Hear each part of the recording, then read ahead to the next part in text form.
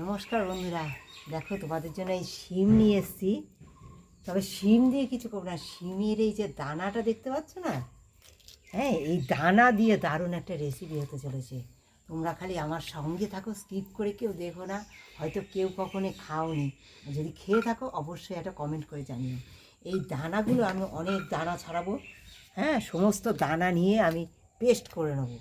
হ্যাঁ শুধু দানাগুলো সব পেস্ট করে নেবো। তোমরা আমার সার মোটা মোটা এরকম মোটা দানা থাকবে, এরকম মোটা দানা, সেই দানাওয়ালা শিম নিতে হবে। হ্যাঁ এরকম মোটা দানাওয়ালা শিম আমি এর মধ্যে আছে ঢেলে দিতে পারবো। যেসব দানাওয়ালা শিম আছে, এই দানাওয়ালা শিমগুলো থেকে আমি দানাগুলো সব ছাড়িয়ে নেব। ছাড়িয়ে নিয়ে তোমাদের সঙ্গে আসছি এগুলো পেস্ট করে নিয়ে, শুধু পেস্ট করে নেবো। এইগুলো শুধু দানাগুলো শুধু পেস্ট করে নেবো। দেখো বন্ধুরা, তোমাদের তো বললাম আমি যে শিমের দানা আমি বেছে নিচ্ছি মোটা মোটা দেখে। আর দেখো এই যে এতগুলো শিমের দানা আমি সুন্দর বেছে নিয়েছি। হ্যাঁ, আর এর মধ্যে এক টুকরো এই যে অল্প একটু আদা আমি এই যে দিয়ে দিয়েছি, আর একটা কাঁচা লঙ্কা দিয়ে দিয়েছি, একটা কাঁচা লঙ্কা দিয়েছি, আর একটা টমেটো দিয়ে দিচ্ছি। দিয়ে এটা সুন্দর আমি পেস্ট করে নেব। একটু নুন আর হলুদ দেবো। দেখো বন্ধুরা, এতে একটু নুনও দিয়ে দিলাম, মানে আর অল্প একটু হলুদ দিয়ে দিচ্ছি আমি। দেখো বন্ধুরা, আমি এবার এই যে আটা নিয়েছি, আমি কোনো ময়দা নেইনি, শুধু প্লেন আটা নিয়েছি। এই আটা দিয়ে আমি একটা পরোটা করব, সেটা তোমরা আমার সঙ্গে থাকো। তাতে আমি এই ময়াম দেওয়ার জন্য সামান্য চিনি নিয়েছি, একটু লবণ নিয়েছি, জোয়ান নিয়েছি, জোয়ান, চিনি আর নুন। হ্যাঁ এগুলো সব মিশিয়ে নিলাম, নিয়ে এই আটাটা দিয়ে দেবো। এগুলো সব শুকনো অবস্থায় মিশিয়ে নিলাম, নিয়ে এর মধ্যে খানিকটা তেল দিয়ে দেবো।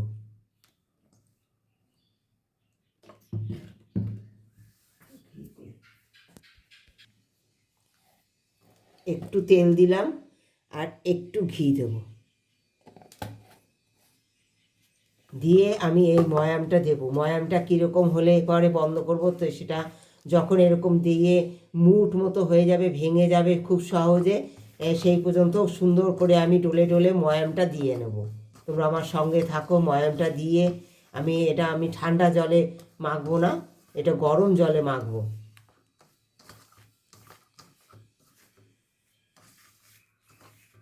দেখো বন্ধুরা, এই যে আটাটা মেখেছি, তোমরা তো দেখলে কি কি দিয়ে মেখেছি। জোয়ান দিয়েছিস?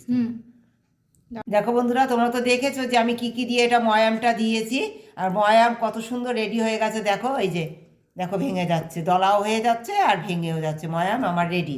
এবার আমি এটাতে খুব সুন্দর করে গরম জল দিয়ে একটা একটা হালকা একটা নরম একটা ডো তৈরি করে নেব।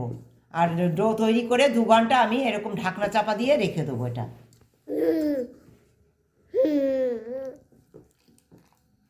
দেখো বন্ধুরা, এই যে সেই শিমের দানার যে পেস্ট, তোমাদের বললাম যে শিমের দানাগুলো আমি সব পেস্ট করে নেবো। সেই শিমের দানা এই যে পেস্ট করে নিয়েছি, টমেটো, আদা, কাঁচা লঙ্কা, এই সমস্ত কিছু দিয়ে। এবার দেখো সামান্য তেল নিয়ে নিয়েছি, তেলের মধ্যে দিয়ে দেবো প্রথমে একটু পেঁয়াজ কুচি। এই যে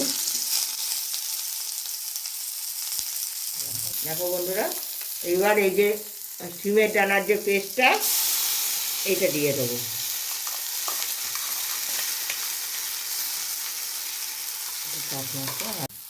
যেহেতু শিমের দানা, তাই একটুখানি সিদ্ধ হওয়ার জন্য এটা আমি ঢেকে ঢেকে একটু এটা তৈরি করে নেবো। যতক্ষণ না শুকায় সেই পর্যন্ত একটু সুন্দর করে আমি এটা জাল দিয়ে নেব। পুরটা দেখো রেডি হয়ে গেছে, শিমের দানার এই যে পুর বানিয়েছি। হ্যাঁ কালার দেখো কত চেঞ্জ হয়ে গেছে, আর সিদ্ধও হয়ে গেছে সমস্ত দানাগুলো। এবার দিয়ে দেবো সামান্য একটু চিনি। হ্যাঁ দিয়ে দেবো আলু গ্রেট করে নিয়েছি, একটু আলু দিয়ে দেবো আমি। এই যে আলু গ্রেট করে নিয়েছি, আলু দিয়ে দিলাম। দিয়ে দেবো একটু ধনে পাতা কুচি, এই ধনে পাতা কুচি দিয়ে দেবো। একটু টক টক হলে শিমের দানা, হ্যাঁ এগুলো একটু টক টক হলে একটু ভালো লাগে। তোমাদের যদি চাট মশলা, আমি একটু চাট মশলা দিচ্ছি সামান্য। হ্যাঁ তোমাদের যদি চাট মশলা না থাকে তোমরা দিয়ে দিও। হ্যাঁ একটু লেবুর রস দিও, বা টমেটো একটু বেশি পরিমাণে দিও, একটু টক টক হবে না এই শিমের দানার পুরটা, দারুণ টেস্টি হবে, দারুণ টেস্টি। তোমরা তো অনেক রকমভাবে অনেক কিছুর পুর বানিয়ে খাও, একবার এই শিমের সময় এখন, হ্যাঁ অ্যাভেলেবেল সমস্ত বাজারে এই শিম অনেক আছে, হ্যাঁ আর একটু দানা সহ শিম নিয়ে আসবে, নিয়ে এসে এই পুরটা রেডি করবে। আর সেই দিয়ে আমি কি করতে চলেছি তোমরা দেখো, এই পুর দিয়ে, হ্যাঁ তোমরা একদম আমার সঙ্গে থেকো, দেখো কত সুন্দর পুরটা রেডি হয়ে গেছে। হ্যাঁ এবার এই পুর দিয়ে আমি কি বানাই তোমরা আমার সঙ্গে থেকে দেখো। দেখো বন্ধুরা, এই যে আমার কত সুন্দর দেখো শিমের দানার এই যে পুরটা তৈরি করেছি। হ্যাঁ এই পুরের মধ্যে যে আলুটা দিয়েছি না বন্ধুরা, ওটা কিন্তু সিদ্ধ করা আলু, আমি সুন্দর করে গ্রেট করে নিয়েছিলাম। তখন সিদ্ধ কতটা হয়তো তোমাদের বলতে ভুলে গেছিলাম, তোমরা ক্ষমা করে দিও। দেখো সিদ্ধ আলুও এই সুন্দর সুন্দর করে অল্প সিদ্ধ আলু দিয়ে আমি একটু মাখো মাখো করার জন্য এটা দিয়েছিলাম। আর দেখো এই সিদ্ধ আলুর এই সমস্ত কিছু আমি খুব সুন্দর করে পরে মাখিয়ে নিয়েছি, হ্যাঁ সব কিছু দিয়ে। আর এবার দেখো এই এই যে পরোটার আকারে সব তৈরি করে নিয়েছি, অনেকগুলো পরোটা এই যে সব একসঙ্গে যে তৈরি করে নিয়েছি। এবার এই একটা পরোটা এই যে দিয়ে পাতিয়ে দিলাম, দিয়ে সুন্দর পুরটা এতে দিয়ে দেবো, দিয়ে আর একটা দেবো।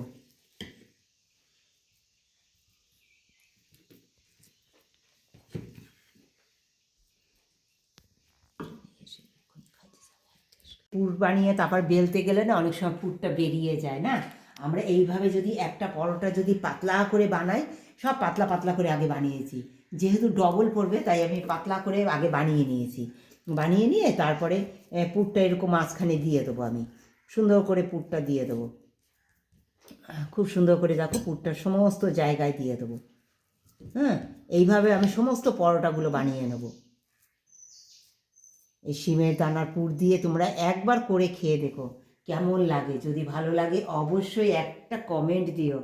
আর বন্ধুরা কেউ কমেন্ট করো না, আমার খুব দুঃখ হয়, কষ্ট হয়। তোমরা কমেন্ট করো, একটা লাইক দিও, আর যারা নতুন বন্ধু একটা সাবস্ক্রাইব করে দিও অবশ্যই।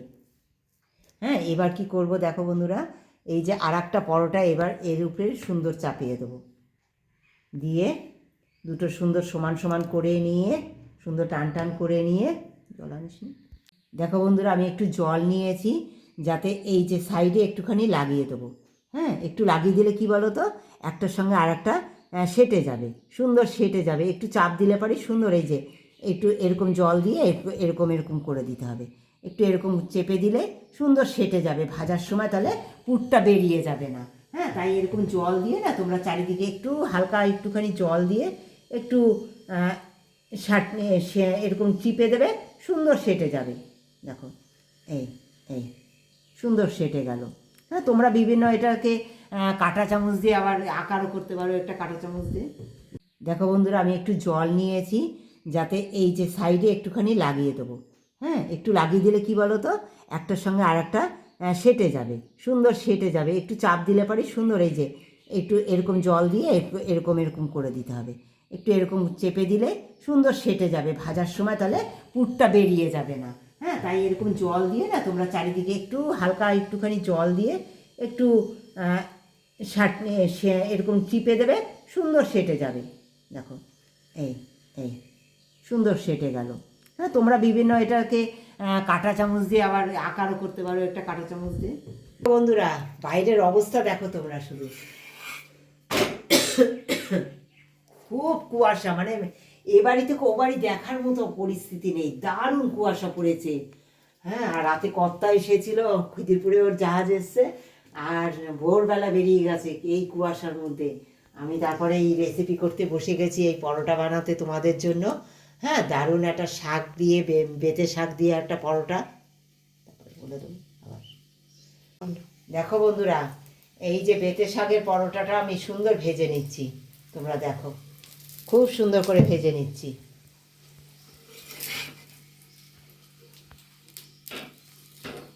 এবার বলে দেবো বন্ধুরা, কত সুন্দর হয়ে গেছে আমার পরোটাগুলো, খুব সুন্দর হয়েছে কিন্তু পরোটাগুলো খেতে দারুণ সুস্বাদু হয়েছে। তোমরা শুধু দেখো এর ভিতরের পুরটা তোমরা দেখবে।